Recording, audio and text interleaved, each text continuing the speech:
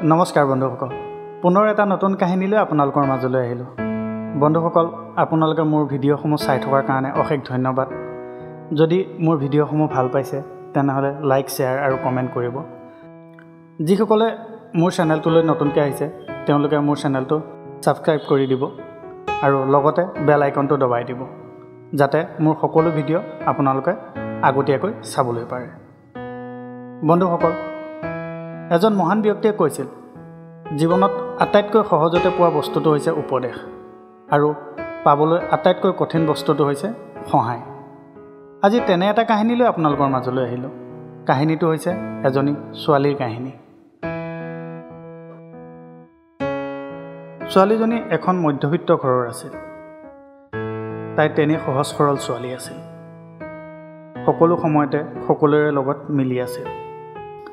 তাই যদি কেতিয়াবা কিবা এটা কৰিবলৈ ধৰে, ভিন্নজনে ভিন্ন মত আগবঢ়ায়। কেতিয়াও কোনো এটা কাম তাই নিজৰ মতে কৰিব পৰা নাছিল। কিবা এটা কৰিব ওলালে কোনোবা নহয় কোনোবা এজনে তাইক কিবা নহয় কিবা এটা মত আগবঢ়াবই। তথাপিও ছোৱালীজনীয়ে কাৰো কথাত কাণ নিদি সদায় নিজৰ কৰণীয়খিনি কৰি গৈছিল। তেনেকৈ দিন বাগৰি গ'ল। ছোৱালীজনীয়ে থিৰাং কৰিলে তাই এখন দোকান খুলিব, যাতে তাইৰ দেউতাকে ঘৰখন চলাবৰ কাৰণে তাইৰ পৰা অলপ সহায় পায়। তেতিয়াও বহু মানুহে তাইক বহুতো মত আগবঢ়ালে। তাই মানুহবোৰৰ কথা শুনি থিৰাং কৰিব নোৱাৰা হ'ল কিহৰ দোকান খুলিব। বহু চিন্তা চৰ্চা কৰাৰ পিছত ছোৱালীজনীয়ে থিৰাং কৰিলে যে তাই এখন কাপোৰৰ দোকান খুলিব, কাৰণ সেই অঞ্চলত কাপোৰৰ দোকান বুলিবলৈ নাছিল। কিন্তু ছোৱালীজনীৰ এটা সমস্যা আছিল, তাইৰ হাতত কাপোৰ দোকান খুলিব পৰাকৈ ইমান টকা নাছিল। তেতিয়া তাই সেই গাঁৱৰ মানুহসকলৰ পৰা কিছু সহায় বিচাৰিবলৈ ওলাই গ'ল। তাই গোটেই গাঁওখন ঘূৰিলে, সকলো মানুহক লগ কৰিলে, যিসকলে তাইক উপদেশ দিয়ে সকলোৰে আগত তাই সহায় বিচাৰিলে। কিন্তু কোনো এজনে তাইক সহায় নকৰিলে।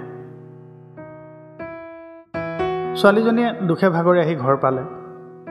ঘৰ পাই তাই মন মাৰি বহি আছিল। তাই মন মাৰি বহি থকাৰ কাৰণে মাক দেউতাকে আহি সুধিলে তাই কিহৰ কাৰণে ইমান মন মাৰি বহি আছে।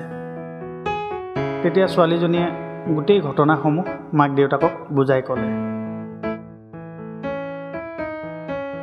ঘটনা শুনি ছোৱালীজনীৰ দেউতাকে ছোৱালীজনীক সান্তনা দি ক'লে, জীৱনত তাইক উপদেশ দিবলৈ বহু মানুহ আগবাঢ়ি আহিব, বহু মানুহে তাইক বহু মত দিব, কিন্তু বিপদৰ সময়ত যিসকল মানুহে তাইক উপদেশ দিছিল সেইসকল যে কাষ চাপি আহিব কেতিয়াও সেইটো ভাবিব নালাগে।